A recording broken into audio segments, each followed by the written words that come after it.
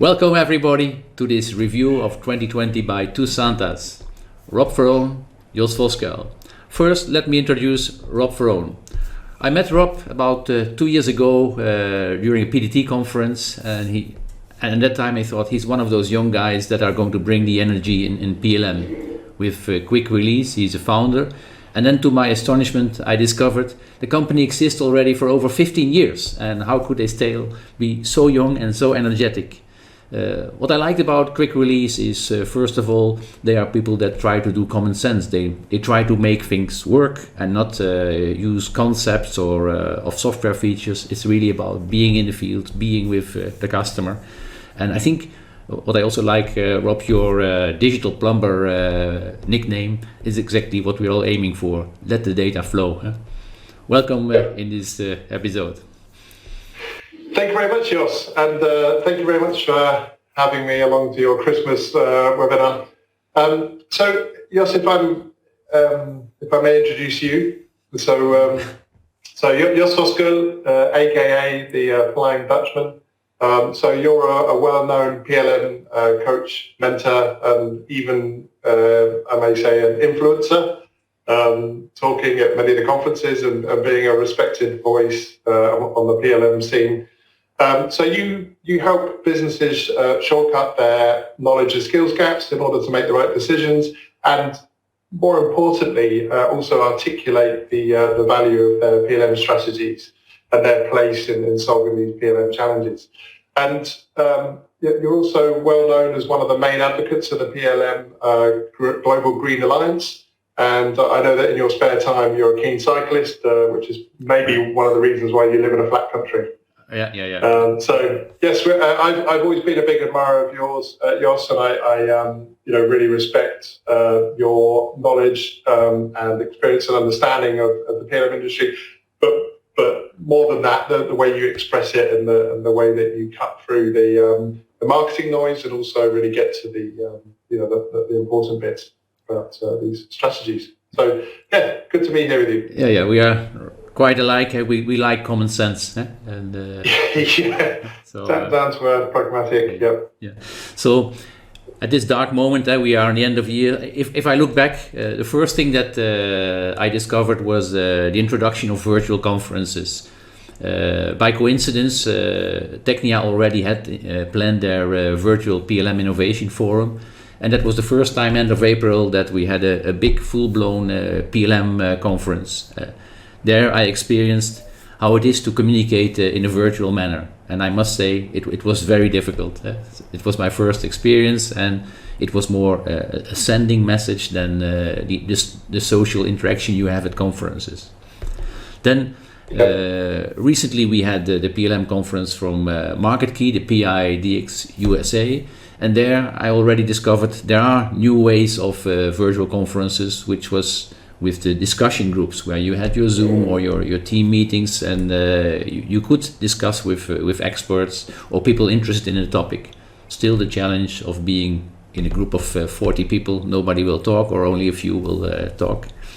And in the end, and that was my best conference for content, the SimData roadmap and PDT conference, where a lot of detailed conference was shared, and since you were on top of the screen, you could really digest it. And unfortunately, there the interaction again was more difficult in the Q&As. But in general, I think this was the year I discovered the virtual conferences. Besides all the additional noise of vendors pushing their webinars, which were more a cry for attention than a cry for content. How about you?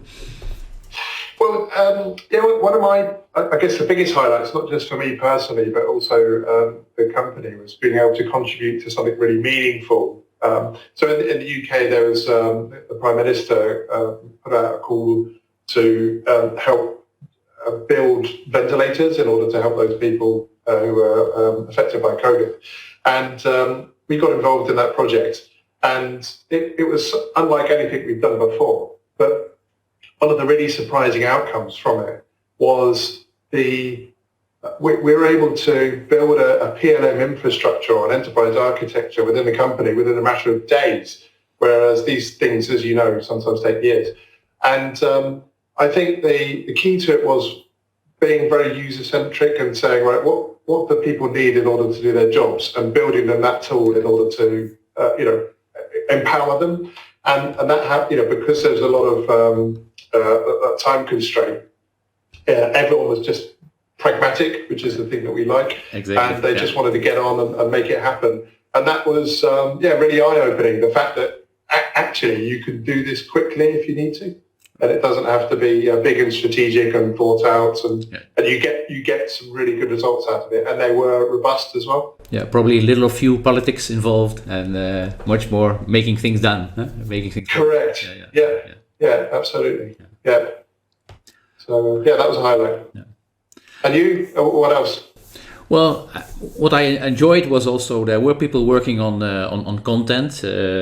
You've seen probably Jennifer Moore's Minerva PLM shows, which I liked a lot, because she was able to do this kind of interviews, just to talk with people, not about selling, but taking time to discuss a topic. And that was quite a difference, as I said, because with all the hectic webinars about products and we are the best. And the other thing I discovered and liked was the book from John Stark, Products 2019, because when reading the book, I saw myself in my early days also learning and traveling, especially in German-speaking countries. So it was interesting that John tried to make a novel from a very boring story, the PLM world, and and in parallel, I was writing my series where I also look back on technology in order to give people a framework to read what happened in the past, so they won't be, I would say, overwhelmed by all the academical discussions. So taking time to slow down was good, and as I said, Jennifer Moore, John Stark were for sure highlights on that. Yeah. And I have to agree with you there, Jos. And I don't know if I told you this, but we've made your the articles that you've produced mandatory reading for everyone quickly. So they can. So we hold that in high esteem, and I think it's fantastic to see some of the really good content that's been coming out throughout the year as well. One of the interesting things that we've seen during the years, we've been working with more and more technology startups, and I think many of the established companies look at these technology startups and say, oh, they're in a lucky position because they're starting with a green field and they can do whatever they want.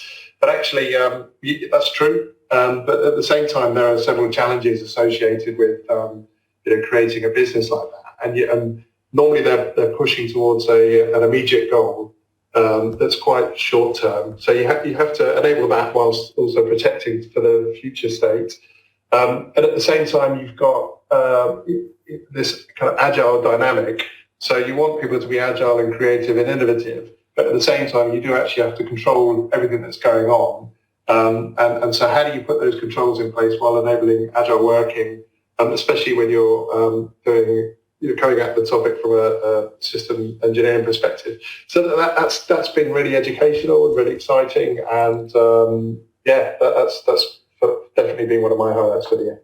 Right, especially that topic. Working with startups, in one way, you say they have the future. They can learn from all the mistakes in the past. So they should be also have the vision of what if we scale up, what if we get bigger. Let's make sure we do it right.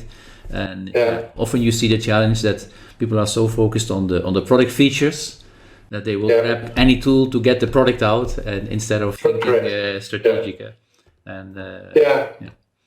I think that the big positive is that people are starting to realise that actually, PLM or whatever you call it is a big enabler to make these things happen. So you're really giving the framework. It's like if you're making like if you're doing Christmas cooking, whether it's mince pies or whatever, but it's the glue that binds all the ingredients together to make it stick, so that your cookies are not falling apart.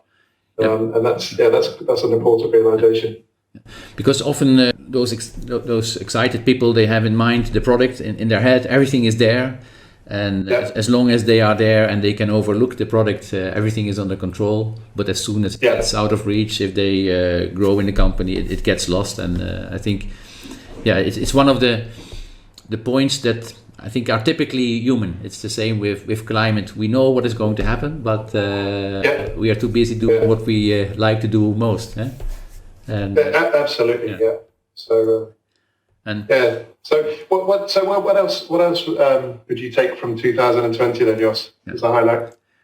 Well, I realized that this digital connected world is also very intense. So, and for that reason, I introduced end of March my Corona Fridays, where I put my agenda for cycling, of course, because we had a fantastic summer, but also I start to contact people that normally I wouldn't meet, or I would meet them at the coffee machine, to make sure that we have interactions that are not directly business oriented, because that's the problem. You only contact each other in a virtual world if you have a direct message.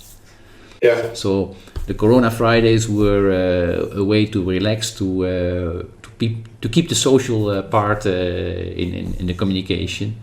And I think this is mandatory, and I will try to do it as long as needed, if there is not too much work, because from the social interaction you learn more than sometimes the one-to-one meetings. It's the by the way, did you think about this, and which you otherwise would never say. Did I think about putting Fridays aside for like socializing? I mean, I know we have a team internally within the company called the Special Projects team, and they're our DevOps team. And they've now got, I think it's Friday afternoons free to pursue projects that interest them, to help with their personal development, and on the basis, a bit like Google did back then. So I absolutely think there's a place for that type of thing. Something I did this year more than I have done before was, being on LinkedIn and also communicating a bit more, and actually giving myself the right to have time to read articles and to watch industry videos, etc. On the basis that it makes you a broader person and more diverse, and and actually it's led to some really fantastic connections that I otherwise wouldn't have had.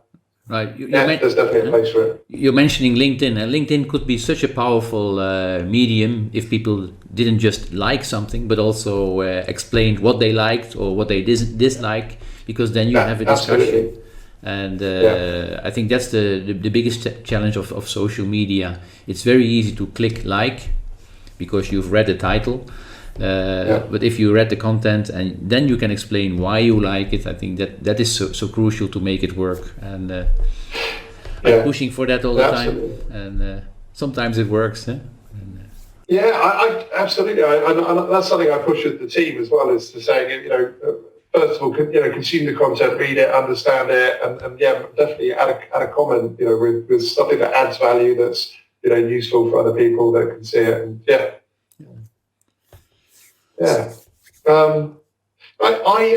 I've been. You mentioned digitalization and connectedness, and you were talking about it from the people perspective. But I've been interested as well this year about seeing different people's approach to digitalization. That's a name that is used quite often at the moment, and everyone has a slightly different understanding of it. And what's been really interesting this year is to understand how people interpret that. And then how they approach it. So, are they thinking about it? Are they trying to build the strategy and the budget and the plan in order to do the digital transformation?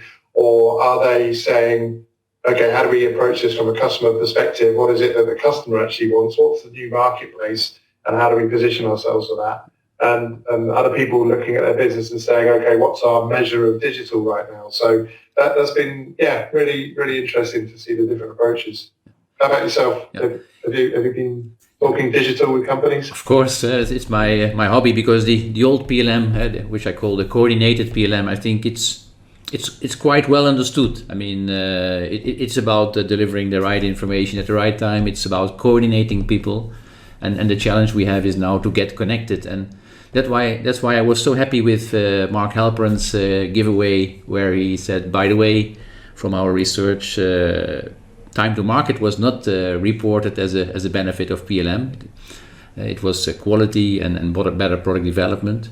But the real time to market probably comes from being connected, a connected supply chain. So I think that, and also due to COVID, people are now learning that having a connected supply chain is probably much more important than having a connected project development team inside your organization. So you have to look to the outside world, and for that you have to change your ways of working and your organization.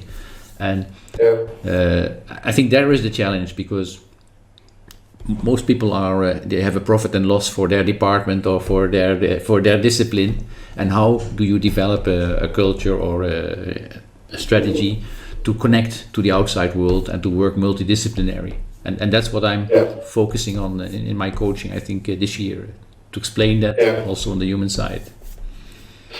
Yeah, and that last comment there about the human side, digital transformation is as much a human transformation as it is a organizational system transformation. So that's definitely got to be key to it. Yeah. And there I think time is on our side. I mean, the digital natives are growing and the analogs are slowly retiring. So there is a big future for a digital connected mindset, and we have to see how this evolves in companies, because companies, they cannot do something disruptive, so they always have to do it in a evolutionary manner. And that's where I'm using my hybrid theory of connected and coordinated together as a company. But I think that's the main theme I want to push in 2021. Plus, more focus on sustainability and the PLM Global Green Alliance. This year we had some internal discussion groups.